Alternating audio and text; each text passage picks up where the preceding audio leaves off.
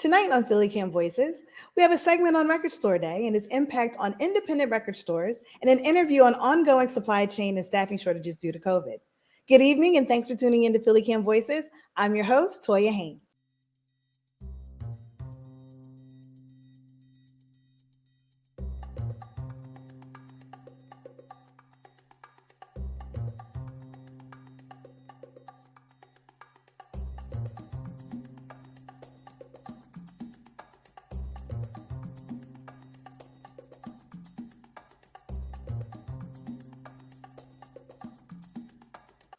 We're kicking off with a segment from reporter Connie Com.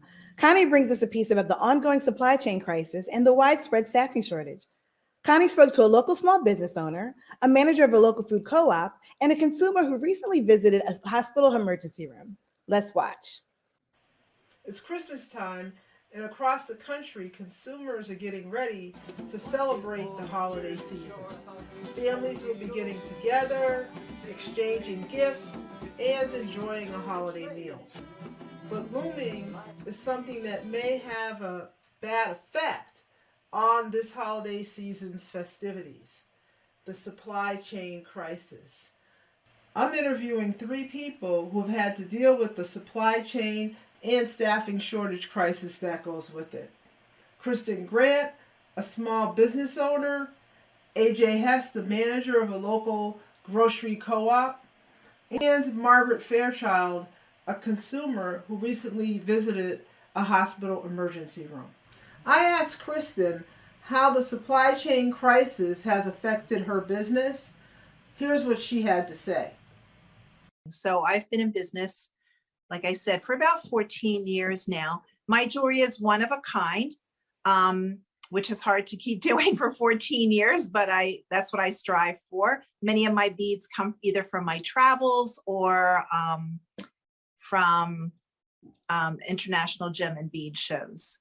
The purpose of my business is not so much to be successful as it is to build community engagement and to give back to the community through a percentage of my profits into things like for the homeless or troubled teens or those kinds of things. Because I literally went to a craft shop today to get just a very basic item. Usually I buy my beads through other avenues, but I need the basics from the craft shops, and every row and every shelf was fairly empty. Bead shops are no longer existent because they've gone out of business either prior to COVID or during COVID. So I would have to drive a far distance, and then still, you're never guaranteed of finding something unique or something cost efficient. There too, when you find something that you really want, it's out of stock. The size you want is out of stock.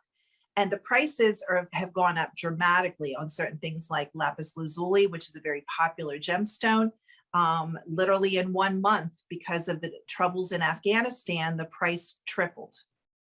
I wanted to know from Kristen, what was the effect of the supply chain crisis on her jewelry business?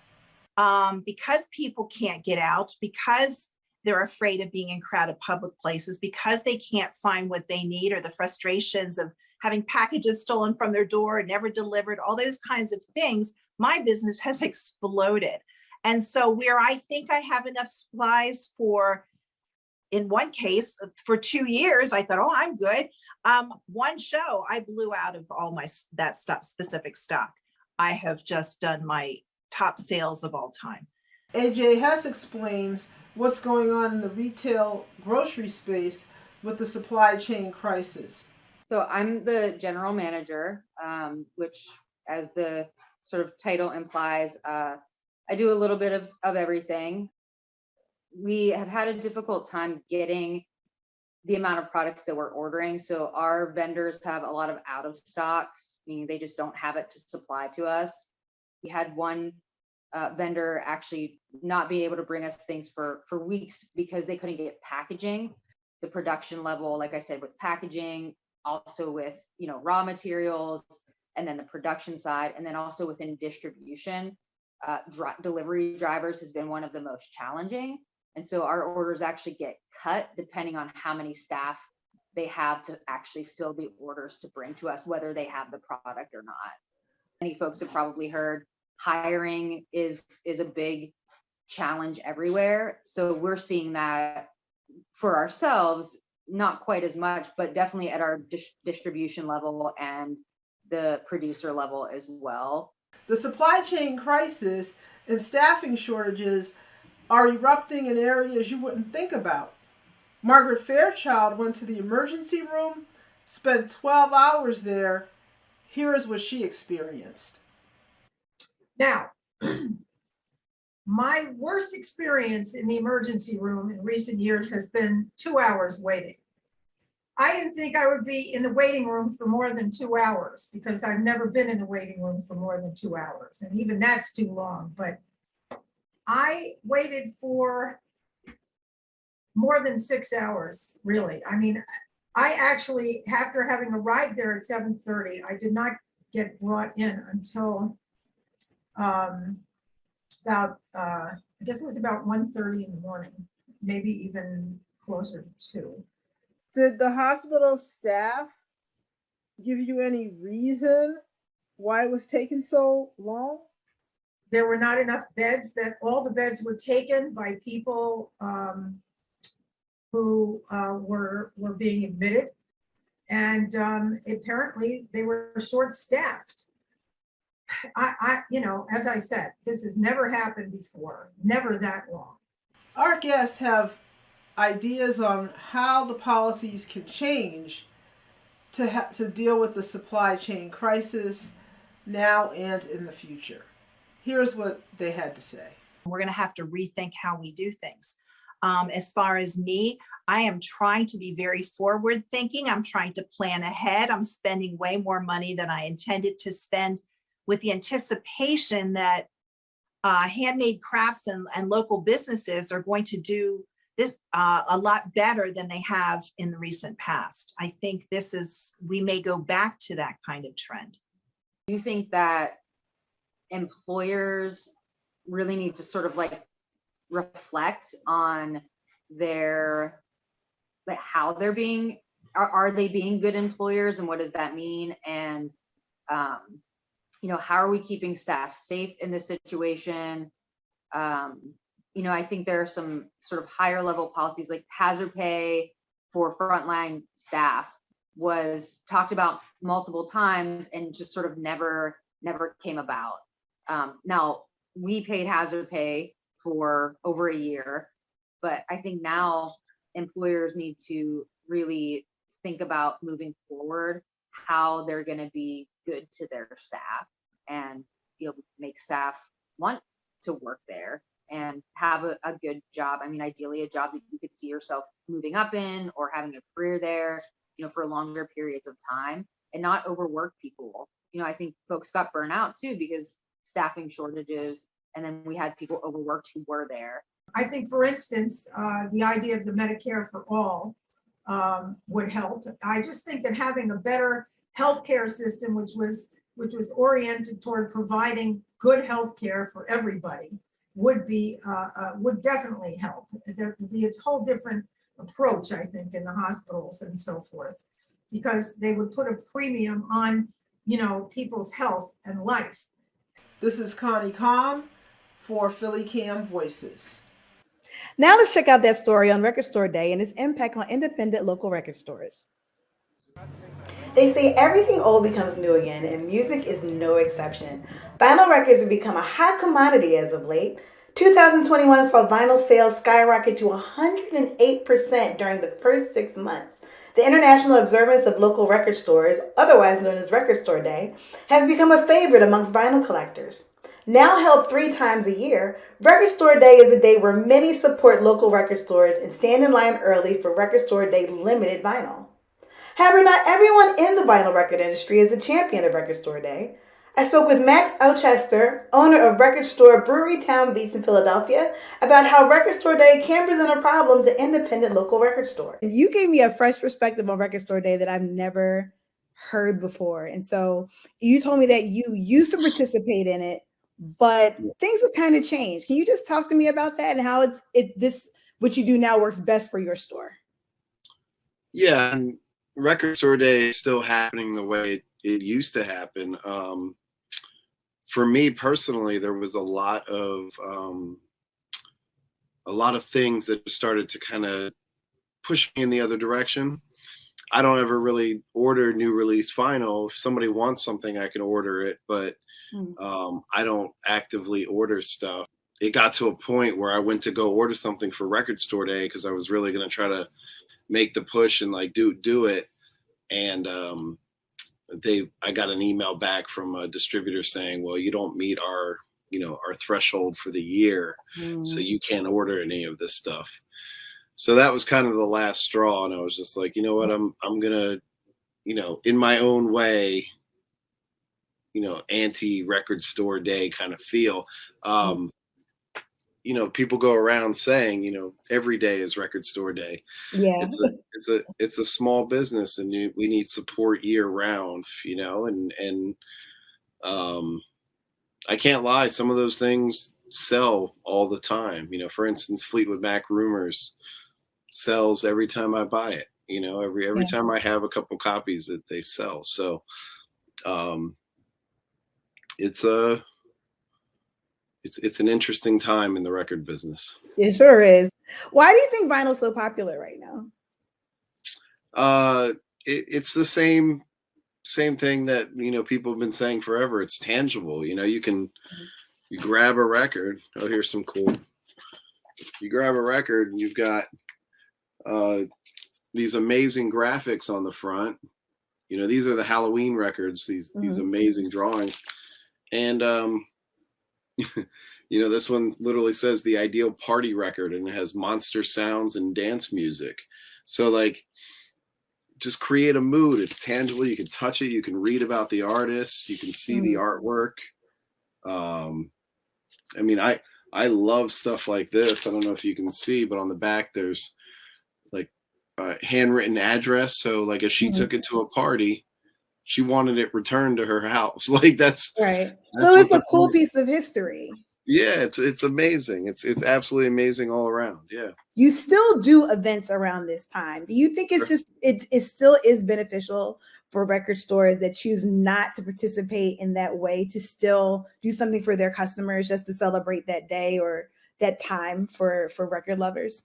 Yeah, for sure. I mean, it's funny. A lot of people still come out, even though I'm not doing these, special releases and, I'm not on the website or anything. A lot of people still come out and support, and they just want to come through the store and say hi and pick up a few used records. And I've always had good days on record store day. Right.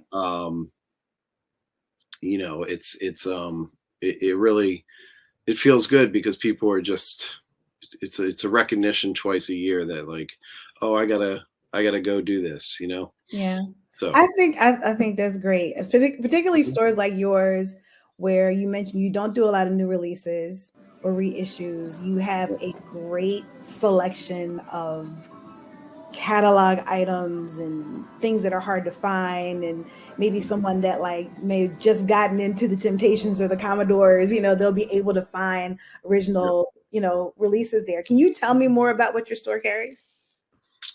Sure. I mean, we moved recently. We moved in January of this past year. We moved into a much larger space from about 1,000 square feet to 4,000 square feet. And the reason we made that move was because we had so much inventory, either in the basement of our old place or in the storage unit that we had, that it didn't make sense, to just keep hiding that stuff away. And I found myself never going over there and looking through stuff. I just kind of would do the initial run of the collection, and then anything that I didn't want right away or didn't want to deal with, I would just put away. So when we made this move, it allowed us to kind of get all that stuff out of boxes and get it out so people can really spend their time digging through stuff. And, I've got, in the warehouse, there's got to be at least 500,000 records, which is insane, but there's that many. Wow.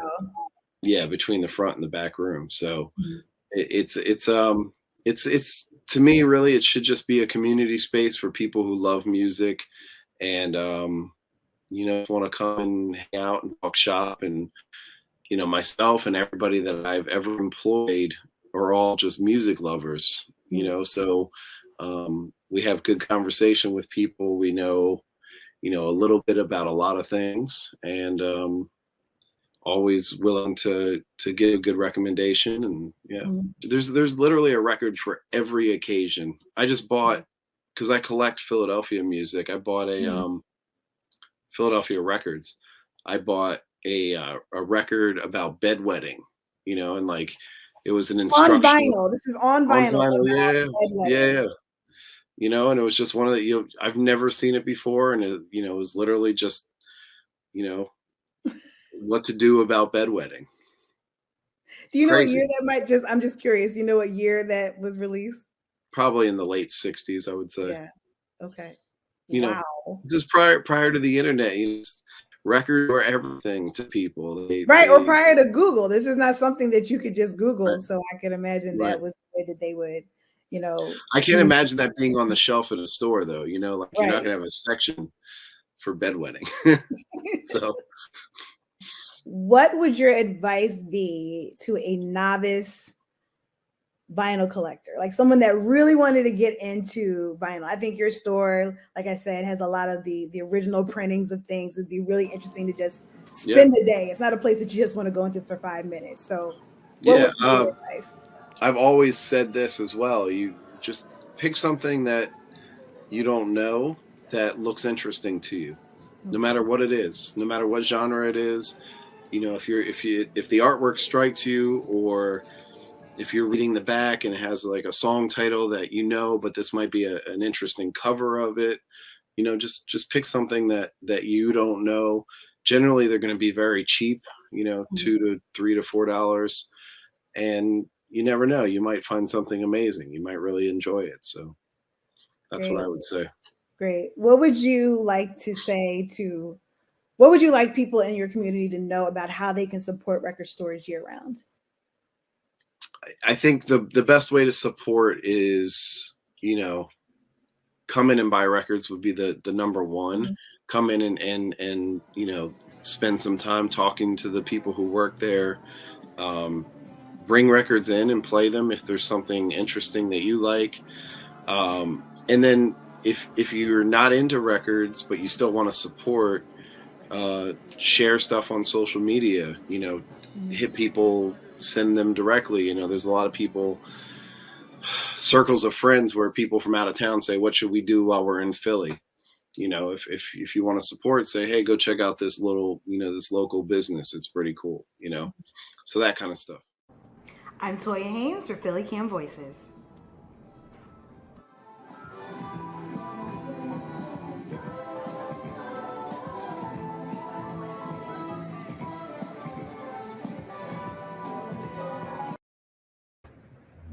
In the studio with us tonight, we have reporter Connie Com. She is here to tell us more about what she learned regarding the supply chain crisis, the worker shortage, and how it's affecting consumers in Philadelphia. Welcome to the program, Connie. Hello, Toya. Thank you for having me. What are some of the ways that this ongoing crisis is affecting consumers here in Philadelphia? The main way it's affecting consumers are long waits for things, goods that are unavailable that used to be available. You may recall at the beginning of this whole pandemic, we couldn't get toilet paper. You couldn't, they told everybody you got to wear a mask. You couldn't buy a mask. There were no masks to be had. You couldn't get, I remember just from my own personal perspective, right before the shutdown, I was at the grocery store and I said, oh, look at that 3-pack of Lysol wipes. Oh no, I have enough Lysol wipes. Then I ran out and then I couldn't get any. So, that was at the beginning. And now, as one of the guests I interviewed, AJ from the grocery store, they're having an issue with bottles, cans, cellophane wrap. So wine and alcohol is becoming in short supply. Anything that needs to be contained in a jar is becoming in short supply. Not because the supply isn't there, but because there's nothing to put it in. Hmm. Hmm. What's the biggest takeaway that you gained from your story? Universally, the biggest takeaway was every one of the guests was discussing that we need a change in the way we do business, a change in our business model. Kristen, who is the jewelry proprietor, right? She said, we have to go to stop this kind of supply chain crisis. We have to end this kind of a globalized, interconnected economy and go back to more of a local economy. And that way you wouldn't have this kind of disruption, because right now we're getting our goods, majority of them from overseas, including a lot of our food.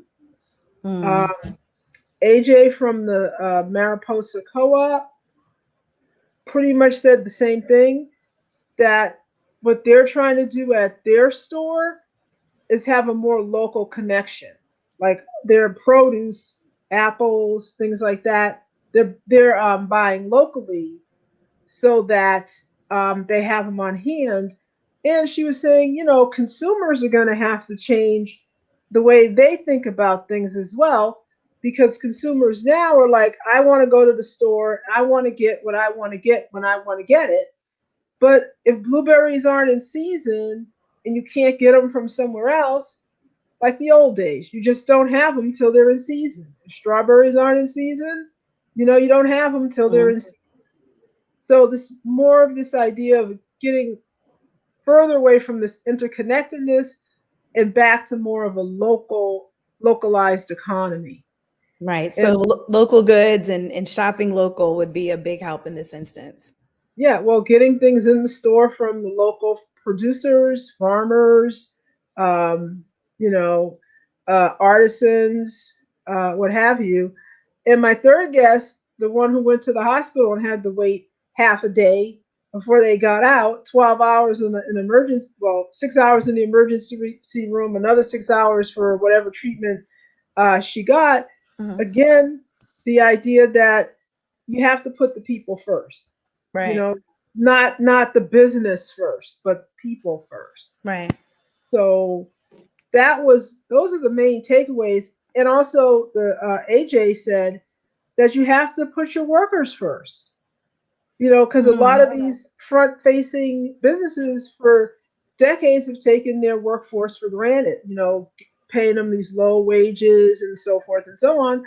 And now they have to deal with, I'll call them crazy people, who come into the store and they want to start a fight about idiotic things. The person's they don't make the policy for the store, and they have to be there with people breathing on them and yelling at them and treating them like, garbage. And then at the same time, their boss or employer may be like, well, you only need like $7.25 an hour, and no break, or very few. So that kind of model has to change, where you value your staff. And if you value your staff, you pay your staff, then your staff will stay, and you'll have a better situation at your stores. Yeah. Connie, thank you so much. You're welcome. Thank you for tuning into this episode. Look out next month for more stories from our community reporting fellows. You can also watch our show on YouTube and Roku, and follow us on Facebook and Instagram. We'll see you next time.